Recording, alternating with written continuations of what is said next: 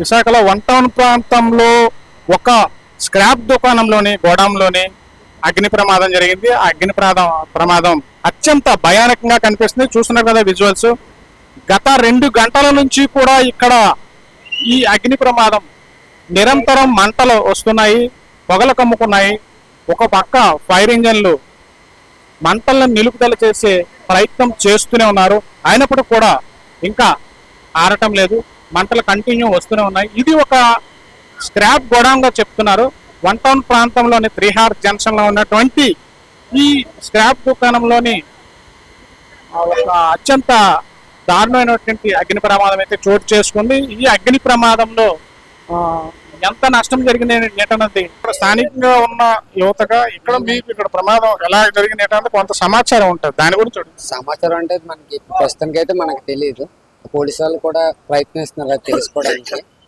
వాళ్ళకి తెలిస్తే వాళ్ళకి తెలిసింది. ఎక్కడే ఉన్నారు మీరు? వేరే దగ్గర నా వర్క్ షాప్ లో ఉన్నా. అది జరిగిందని తెలిసిన తర్వాత వచ్చి ఒక సామాన్యంగా నేను సాయం చేస్తున్నాను అంతే.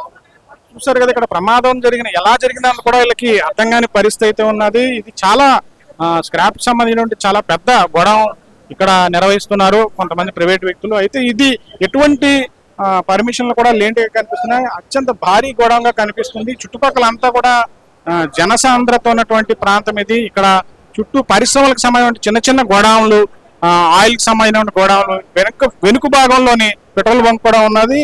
ఇక్కడ ఈ ప్రమాదం జరిగే సమయానికి ఎక్కువగా ప్రజలు కూడా ఇదే ప్రాంతంలోని అంటే ఆదివారం కావడంతో కాస్త తగ్గినప్పుడు కూడా జనసాంద్రత చుట్టూ పరిశ్రమల చిన్నపాటి పరిశ్రమలకు సంబంధించిన ప్రాంతం కావడంతో పనులు అయితే చేసుకున్నారు వీళ్ళంతా కూడా. అయితే ఇక్కడ మనతోటి మాట్లాడడానికి కొంతమంది అయితే ఉన్నారు. మసీదుకి వచ్చేపాటికి పోటుతో తగులుకుని ఉంది, అలా ఫైర్ అయిపోయింది. అంటే కదా ఇలాంటి టైంలో మీకు ఎలా ప్రమాదం జరగడం ఏమనిపిస్తుంది? అంటే వర్కర్స్ అందరూ ఇక్కడే ఉన్నారా? మనుషులు లేనప్పుడే అవుతుంది అది. మనుషులు ఉన్నప్పుడు అది ఏదో అప్లోడ్ చూసుకుంటా చేస్తాం. మనుషులు లేరు ఆ టైంలో. వచ్చేపాటికి ఫోన్ వచ్చింది నాకు, వచ్చేపాటికి ఇది అయిపోతుంది. పర్మిషన్లు అట్లాంటి అన్ని కూడా బాగానే అంతా కూడా సఫిషియెంట్ చాలా సంవత్సరం చేస్తున్నాను వ్యాపారం. ఏ మెటీరియల్ ఇక్కడికి వస్తుంటది? మేము ఎక్కువ స్క్రాప్ కొంటామండి. స్క్రాప్ కాలుతాలు పగలగొట్టే స్క్రాప్ కొంటాం. దాని ప్లాస్టిక్, దాని ఐరన్ వస్తుంది. ఇక్కడ తయారు చేసి వేరే ప్రాంతానికి పంపిస్తుంది, కట్ చేసి పంపించేస్తాం. అంతే తయారు చేయడం ఉంటుంది. ఎక్స్పోర్ట్ వేరే ప్రాంతాలు ఏ ప్రాంతాలకి? కంపెనీలకి, ఐరన్ కంపెనీలకి. ఏ ప్రాంతానికి? ఇక్కడ సేల్ అయిపోతాయి. ఇక్కడే మన వైజాగ్లోనే ఉన్నాయి. పెద్ద ప్లాస్టిక్ సేల్ అయితే ప్లాస్టిక్ లో ఆటనగర్ లాంటి సేల్ అయిపోతుంది. ఎక్కడ సేల్ అక్కడ ఇచ్చేస్తుంటాం అంతే. భోజనం చేస్తున్నాం హోటల్లోనే. ఫోన్ వచ్చింది, కొట్టు ముట్టిపోయిందని. ఏడు జరిగిందో మాకు తెలియదు. మేము వచ్చినప్పుడు మెయిన్ బోర్డు కాలిపోతుంది మొత్తం. అంతే చూసాం. నీళ్లు కొడతామని కొట్టినా అవటం లేదు, ఆడటం లేదు. రోజు ఎంతమంది పని వాళ్ళు ఇక్కడ చేస్తుంటారండి వర్క్? రోజు 10 మంది ఉంటామండి. రోజు ఆదివారం కదా, ఎట్లా మరి? బయటలో ఎవరు లోడ్ వేస్తున్నారు. మేము అందరు దిగిపోయాము. 1 గంట అయిపోతే బోర్డుని దిగిపోయాము. వాళ్ళు ఎవరు ఇక్కడ దొక్కల మీద భోజనం చేస్తున్నారు. మేము హోటల్కి వెళ్ళాము, భోజనం చేస్తాం. స్క్రాప్ షాప్ పేరు ఏంటండి? సోనా ఎంటర్ప్రైజ్.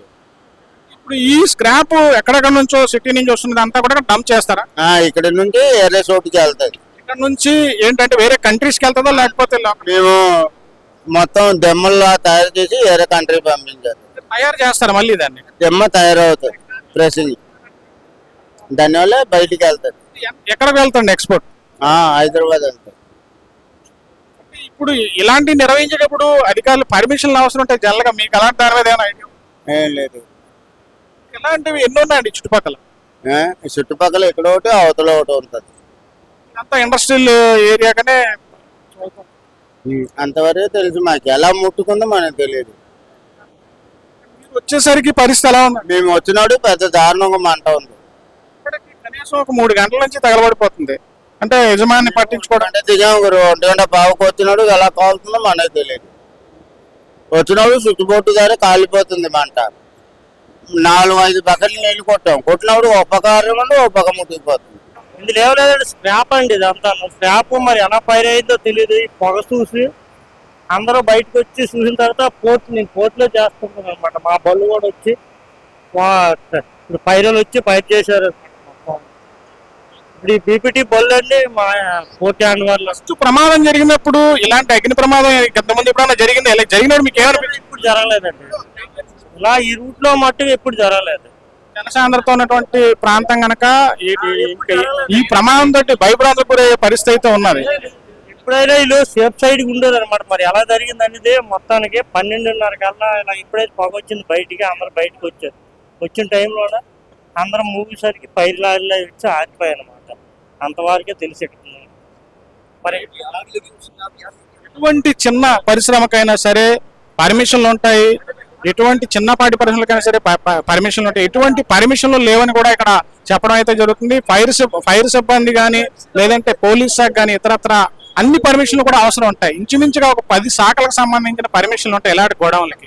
కానీ ఫైర్ సంబంధించి పర్మిషన్ ఉందో లేదో తెలియని ఒక స్క్రాప్ షాప్ గోడౌన్కి సంబంధించి మాత్రం ఎటువంటి పర్మిషన్ లేవని చెప్తున్నారు. ఇక్కడ యజమానులు కూడా కనిపించడం లేదు.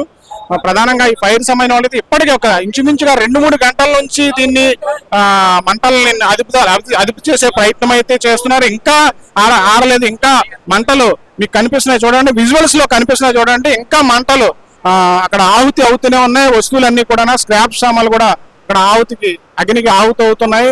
అత్యంత దారుణమైన ఘటనగానే చెప్పాలి. ఆదివారం కావడంతో చుట్టూ ఉన్నటువంటి పరిశ్రమలు కానీ ఇంటి వాసులు కానీ కాస్త అంటే పరిశ్రమలు మూతపడి ఉన్నాయి.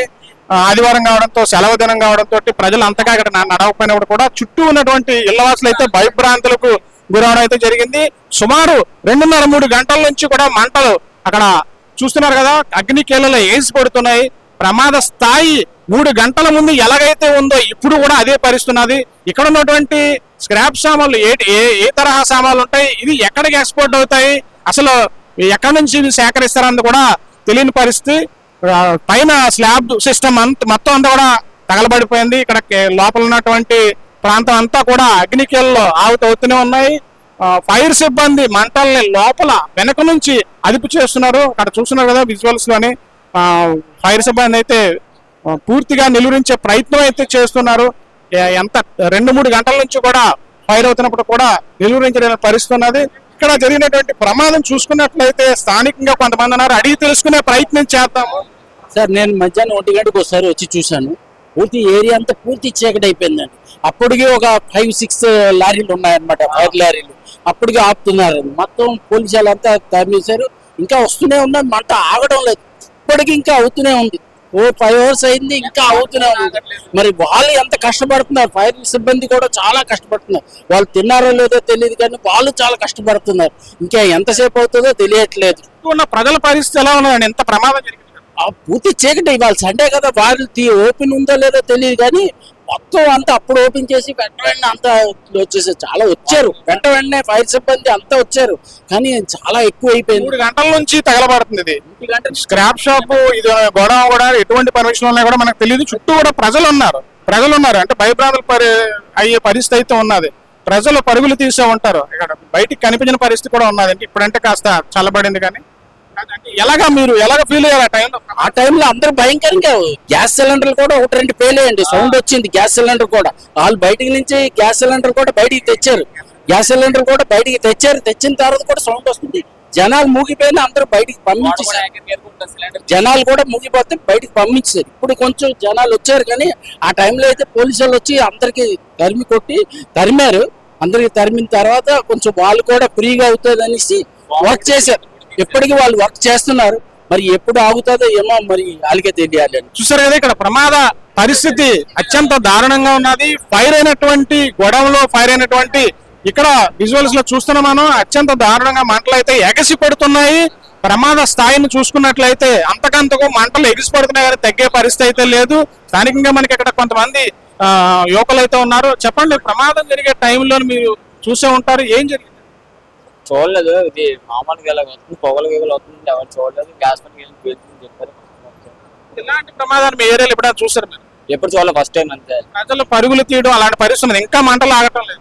ఆగట్లేదు అంటే మామూలు మరి చేయలేదు. మామూలు బాబులకి ఇక్కడ ఉన్నటువంటి పరిస్థితి చూసుకున్నట్లయితే ప్రమాద స్థాయి అత్యంత దారుణంగా ఉన్నది. 3 గంటల నుంచి మంటలు ఎగిసిపడుతున్నాయి చూస్తున్నాం మనం. ఎలాంటి గొడవలకి పర్మిషన్ ఎలా ఇస్తారు? అసలు పర్మిషన్లు ఒకవేళ ఉన్నప్పుడు కూడా నిరంతరం చెక్ చేసే పరిస్థితి ఉంటుంది. అధికారులు కూడా దీనిపై అంటే ఇలాంటి గోడౌన్స్ నిర్వహించడానికి కానీ ఎటువంటి సంస్థలు నిర్వహించడానికి కానీ కనీసం 10-15 శాఖల నుంచి అనుమతులు అవసరం ఉంటది. ఎటువంటి అనుమతులు లేనటువంటి పరిస్థితి అయితే కనిపిస్తున్నది.